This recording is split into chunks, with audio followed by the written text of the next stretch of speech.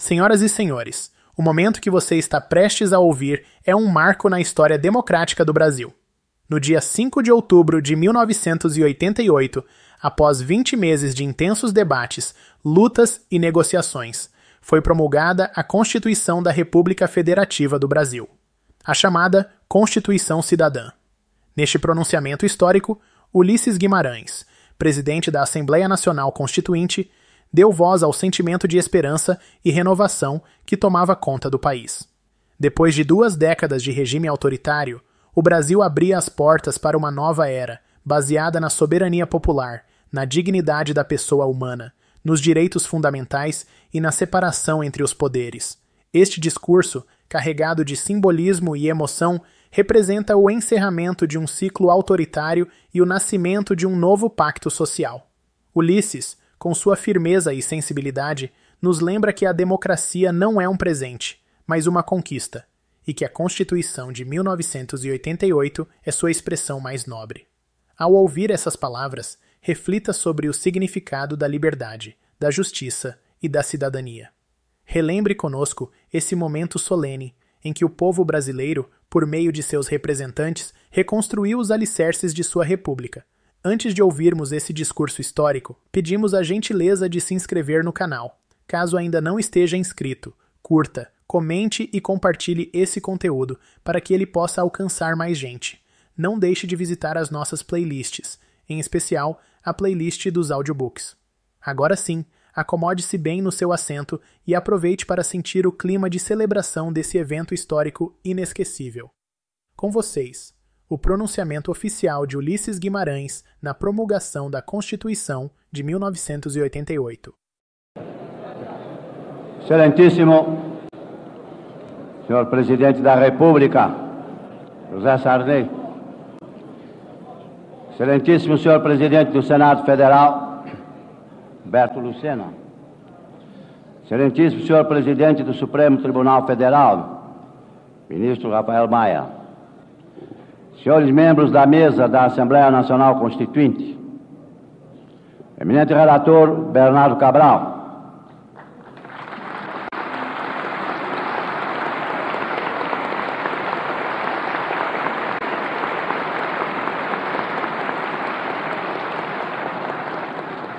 precaros chefes do Poder Legislativo de nações amigas, insignes embaixadores, saudados do decano Dom Carlos Furno, excelentíssimos senhores ministros de Estado, excelentíssimos senhores governadores de Estado, excelentíssimos senhores presidentes de Assembleias Legislativas, dignos líderes partidários, autoridades civis, militares e religiosas,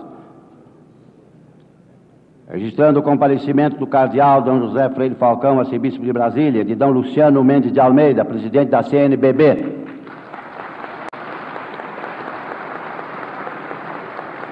Senhoras e senhores constituintes, minhas senhoras e meus senhores, 2 de fevereiro de 1987, ecoam nesta sala as reivindicações das ruas. A nação quer mudar, a nação deve mudar, a nação vai mudar. São palavras constantes do discurso de posse como presidente da Assembleia Nacional Constituinte. Hoje, 5 de outubro de 1988, no que tange à Constituição, a nação mudou. A Constituição mudou na sua elaboração, mudou na definição dos poderes, mudou restaurando a federação, mudou quando quer mudar o homem cidadão, e é só cidadão quem ganha justo e suficiente salário, lê e escreve, mora, tem hospital e remédio, lazer quando descansa. Num país de 30.401.000 analfabetos, afrontosos 25% da população, cabe advertir, a cidadania começa com o alfabeto. Chegamos, Esperamos a Constituição como o vigia espera a aurora. Bem-aventurados os que chegam. Não nos desencaminhamos na longa marcha. Não nos desmoralizamos capitulando ante pressões aliciadoras e comprometedoras.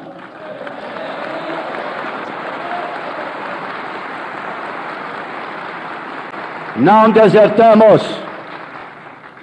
Não caímos no caminho.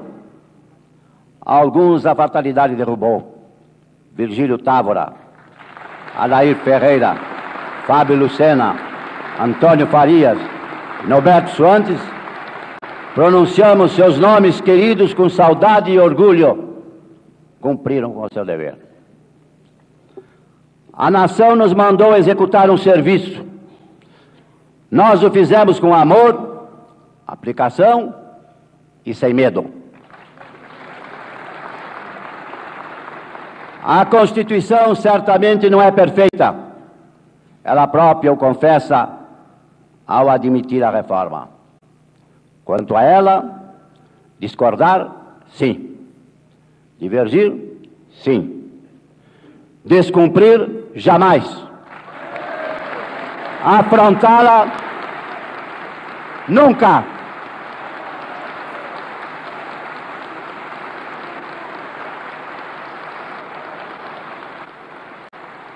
Traidor da Constituição é traidor da pátria.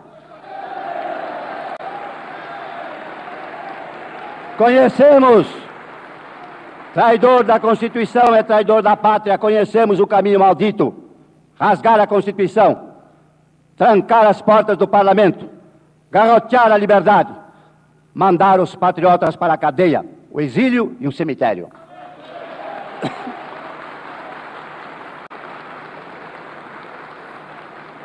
Persistência da Constituição é a sobrevivência da democracia.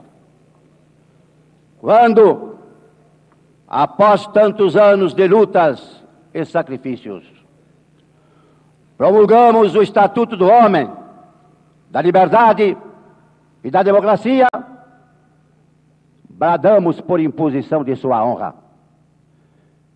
Temos ódio à ditadura, ódio e nojo.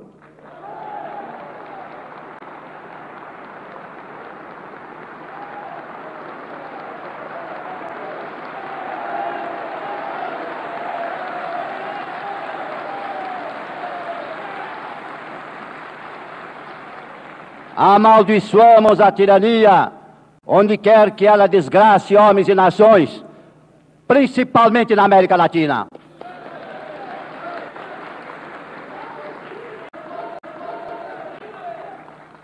Assinalarei algumas marcas da Constituição que passará a comandar esta grande nação.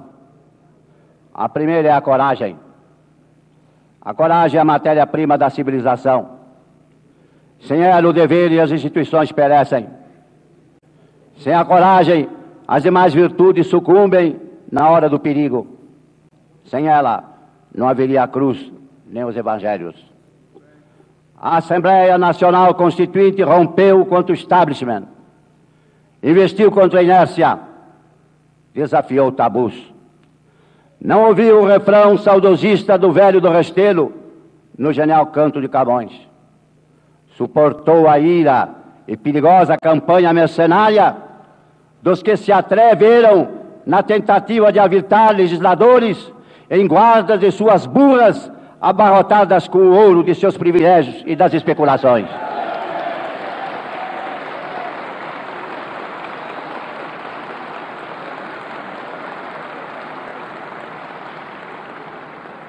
Foi a audácia inovadora, a arquitetura da Constituinte, recusando anteprojeto forâneo ou de elaboração interna. O enorme esforço é dimensionado pelas 61.020 emendas, além de 122 emendas populares, algumas com mais de 1 milhão de assinaturas, que foram apresentadas, publicadas, distribuídas, relatadas e votadas no longo trajeto das subcomissões à redação final. A participação foi também pela presença. pois diariamente cerca de 10 mil postulantes franquearam livremente as 11 entradas do enorme complexo arquitetônico do Parlamento na procura dos gabinetes, comissões, galeria e salões. Há, portanto, representativo e oxigenado sopro de gente, de rua, de praça, de fábrica, de trabalhadores, de cozinheiras, de menores carentes, de índios, de poceiros, de empresários, de estudantes, de aposentados, de servidores civis e militares, atestando a contemporaneidade e autenticidade social do texto que ora passa a vigorar. Como o caramujo, guardará para sempre o bramido das ondas de sofrimento, esperança e reivindicações de onde proveio.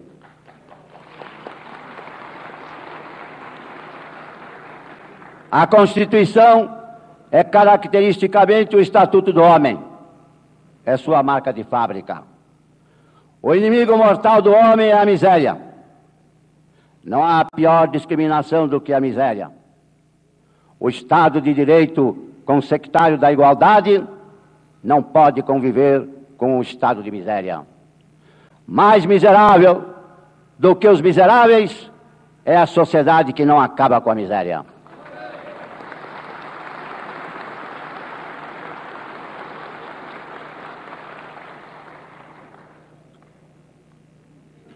Tipograficamente, é hierarquizada a precedência e preeminência do homem, colocando-o no umbral da Constituição e catalogando-lhe o número não superado, só no artigo 5º, de 77 incisos e 104 dispositivos. Não lhe bastou, porém, defendê-lo contra os abusos originários do Estado e de outras procedências.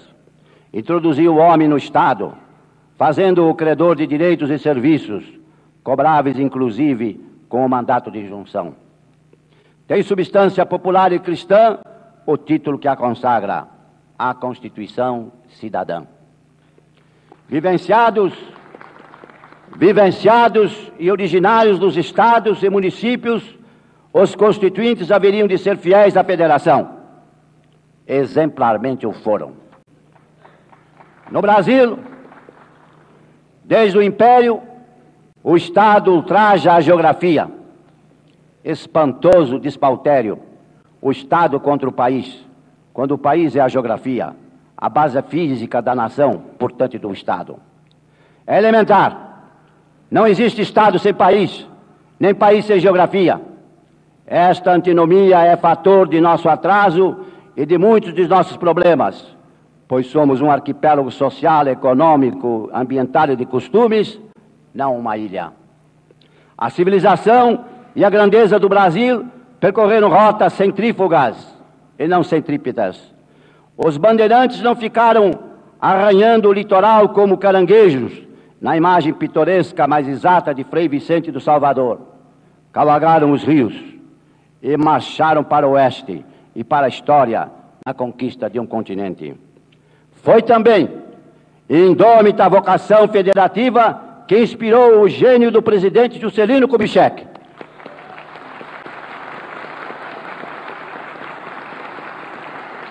Que plantou Brasília longe do mar, no coração do sertão, como a capital da interiorização e da integração.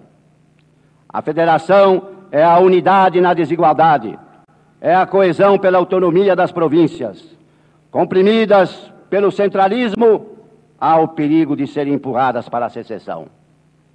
É a irmandade entre as regiões, para que não se rompa o elo. As mais prósperas devem colaborar com as menos desenvolvidas. Enquanto houver Norte e Nordeste fracos, não haverá na União Estado forte, pois fraco é o Brasil.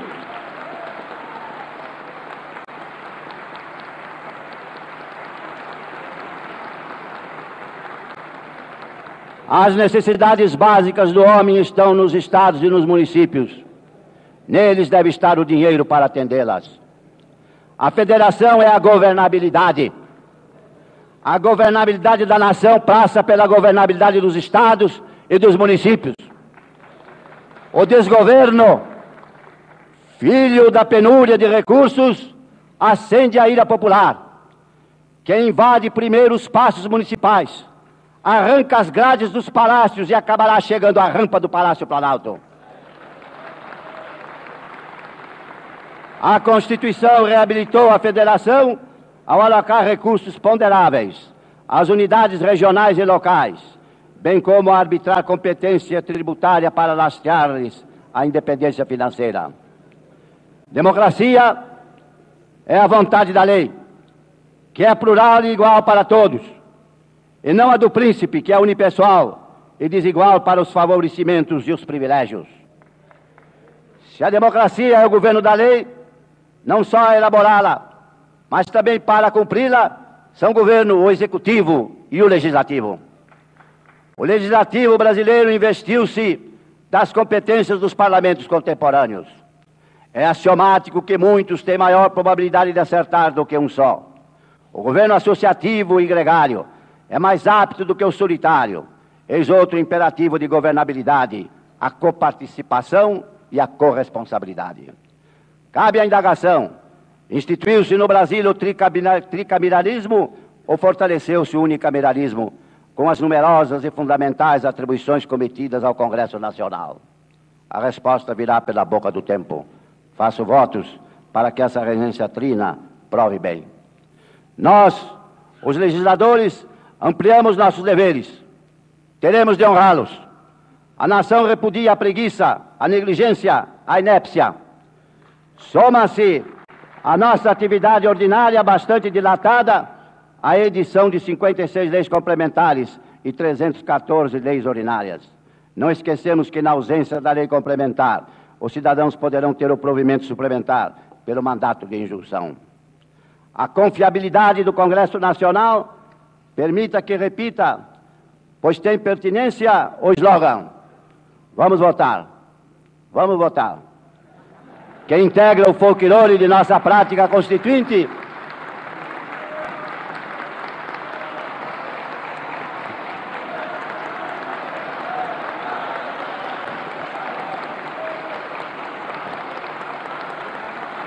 é produzido até em horas de diversão e em programas humorísticos. Tem significado de diagnóstico a Constituição ter alargado o exercício da democracia em participativa, além de representativa. É o clarim da soberania popular e direta, tocando no umbral da Constituição, para ordenar o avanço no campo das necessidades sociais. O povo passou a ter a iniciativa de leis. Mais do que isso, o povo é o superlegislador, habilitado a rejeitar pelo referendo projetos aprovados pelo Parlamento. A vida pública brasileira será também fiscalizada pelos cidadãos, do presidente da República ao prefeito, do senador ao vereador. A moral é o cerne da pátria. A corrupção é o cupim da República. República suja pela corrupção impune tomba nas mãos de demagogos que, a pretexto de salvá-la, a tiranizam. Não roubar, não deixar roubar, pôr na cadeia quem roube, eis o primeiro mandamento da moral pública.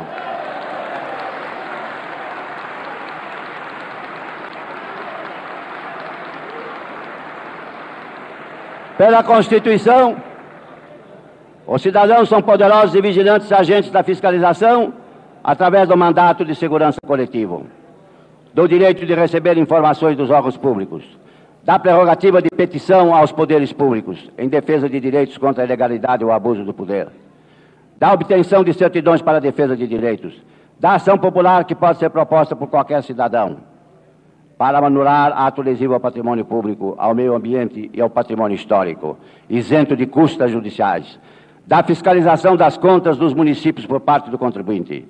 Podem peticionar, reclamar, representar ou apresentar queixas junto às comissões das casas do Congresso Nacional.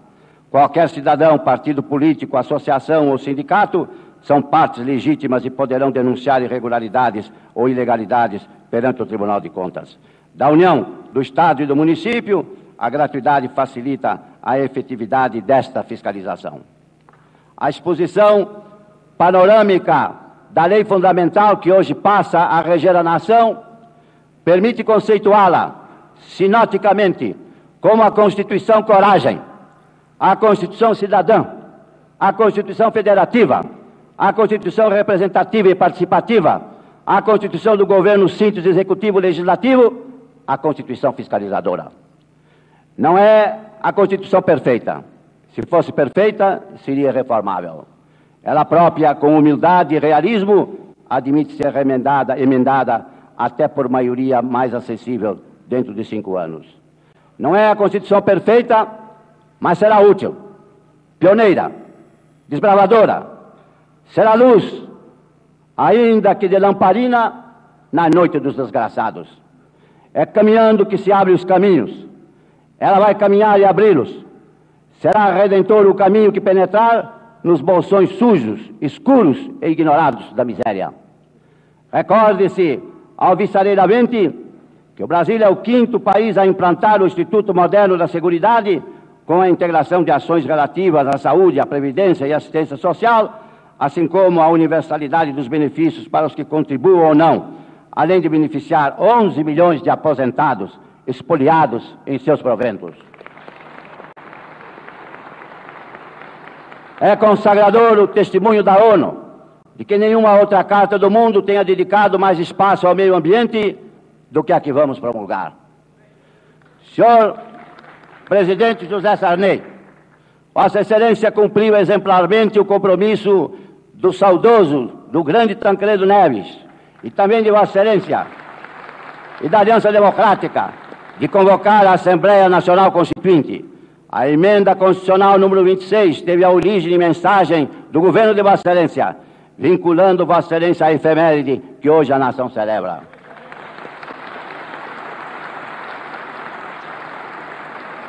Nossa homenagem ao presidente do Senado, senador Humberto Lucena, atuante na Constituição, pelo seu trabalho,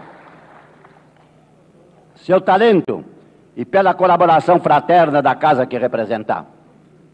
Senhor Ministro Rafael Maia, presidente do Supremo Tribunal Federal, saúdo o Poder Judiciário na pessoa austera e modelar de Vossa Excelência. O imperativo de Muda Brasil, desafio de nossa geração, não se processará sem o consequente Muda Justiça, que se instrumentalizou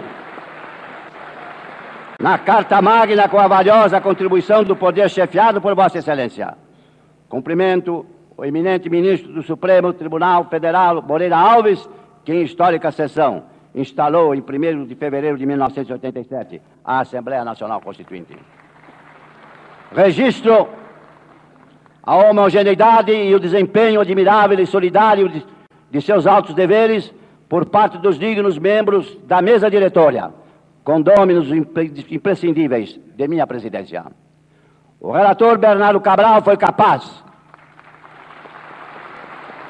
flexível para o entendimento, mas irremovível nas posições de defesa dos interesses do país. O louvor da nação aplaudirá sua vida pública. Os relatores adjuntos, José Fogaça, Conde Reis e Adolfo Oliveira, prestaram colaboração unanimemente enaltecida. Nossa palavra de sincero e profundo louvor ao mestre da língua portuguesa, professor Celso Cunha, por sua colaboração para a escorreita redação do texto. O Brasil agradece pela minha voz a honrosa presença dos prestigiosos dignatários do Poder Legislativo do continente americano, de Portugal, da Espanha, de Angola, Moçambique, Guiné-Bissau, Príncipe e Cabo Verde. As nossas saudações entusiasmadas.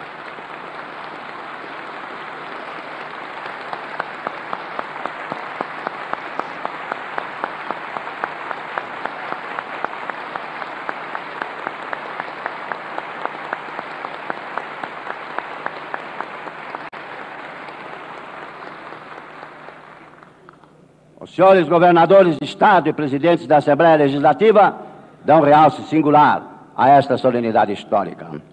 Os líderes foram ao vestibular da Constituinte. Suas reuniões pela manhã e pela madrugada, com autores de emendas e interessados, disciplinaram, agilizaram e qualificaram as decisões do plenário, os anais guardarão seus nomes e sua benemérita faina. Cumprimento as autoridades civis, eclesiásticas e militares, integrados estes com seus chefes na missão que cumpre com decisão de prestigiar a estabilidade democrática. Nossas congratulações à imprensa, ao rádio e à televisão. Viram tudo, ouviram o que quiseram, tiveram acesso desimpedido às dependências e documentos da Constituinte. Nosso reconhecimento, tanto pela divulgação como pelas críticas, que documentam a absoluta liberdade de imprensa neste país. Testemunho a coadjuvação diuturna e esclarecida dos funcionários e assessores, abraçando-os nas pessoas de seus excepcionais chefes, Paulo Afonso Martins e Ademar Sabino.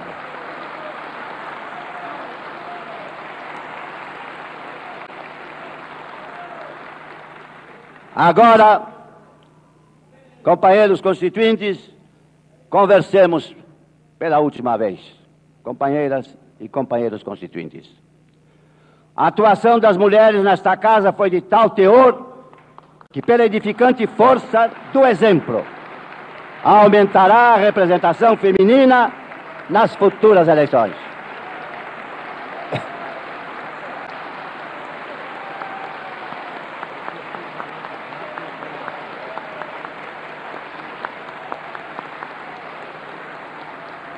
Agradeço a colaboração dos funcionários do Senado e da gráfica do Prodazem. Agradeço aos constituintes a eleição como seu presidente. E agradeço o convívio alegre, civilizado e motivador. Quanto a mim, cumpriu-se o magistério do filósofo. O segredo da felicidade é fazer do seu dever o seu prazer.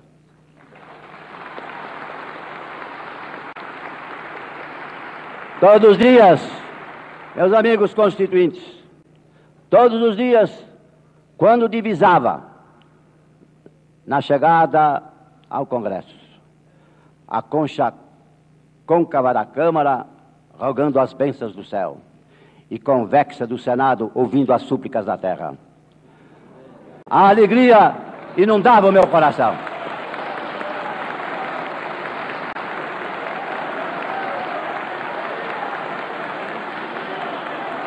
Era vendo o Congresso como se visse a aurora, o mar, o canto do rio, ouvir os passarinhos. Sentei-me ininterruptamente 9.000 horas nesta cadeira, em 320 sessões, gerando até interpretações divertidas pela não saída para lugares biologicamente exigíveis.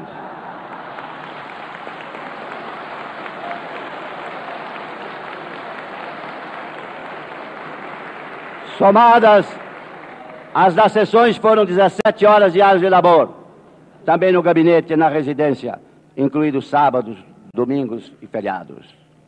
Político, sou caçador de nuvens. Já fui caçado por tempestades. Uma delas, benfazeja, me colocou no topo desta montanha de sonho e de glória. Tive mais do que pedi. Cheguei mais longe do que mereço. Que o bem que os constituintes me fizeram frutifique em paz, êxito e alegria para cada um deles.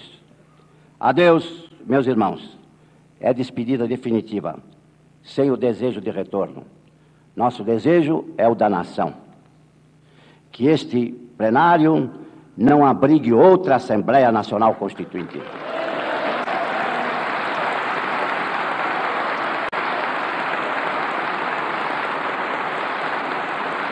Porque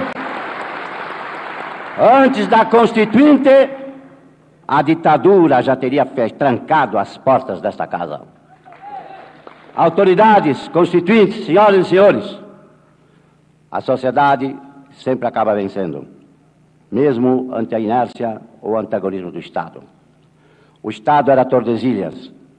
Rebelada, a sociedade empurrou as fronteiras do Brasil, criando uma das maiores geografias do mundo. O Estado, encarnado na metrópole, resignara-se ante a invasão holandesa no Nordeste. A sociedade restaurou nossa integridade territorial com a insurreição nativa de Tabocas e Guararapes, sob a liderança de André Vidal de Negreiros, Felipe Camarão e João Fernandes Vieira, que cunhou a frase da preeminência da sociedade sobre o Estado: desobedecer a El Rei para servir a El Rei. O Estado capitulou na entrega do Acre. A sociedade retomou com as foices, os machados e os punhos de Plácido de Castro e dos seus seringueiros. O Estado prendeu e exilou. A sociedade, com Teotônio Vilela pela anistia, libertou e repatriou. A sociedade foi Rubens Paiva, não os fascínoras que o mataram.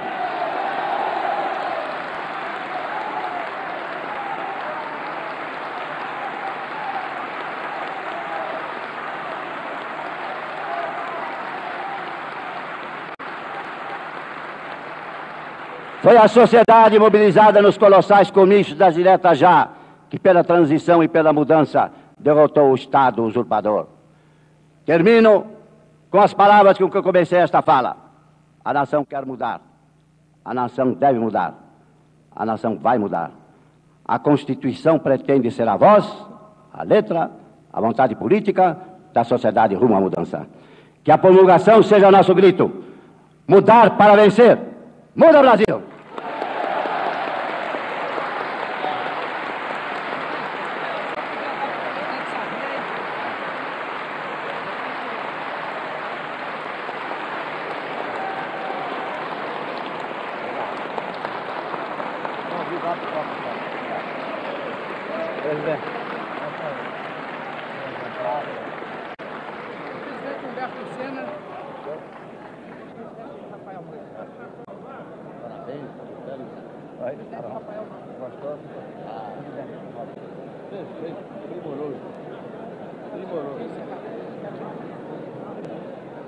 Primoroso.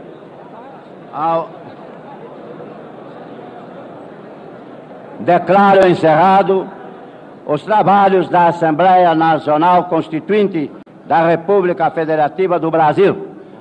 Convido os presentes para que prestigiem a reunião que vamos ter e uma recepção no Salão Negro, aqui do Congresso Nacional.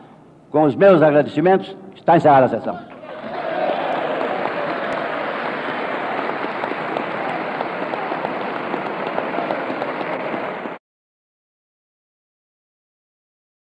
E assim chegamos ao fim do discurso de promulgação da Constituição da República Federativa do Brasil, proferido por Ulisses Guimarães, no dia 5 de outubro de 1988. Um momento histórico que marcou o renascimento da democracia brasileira e o compromisso do país com a liberdade, a justiça e a cidadania.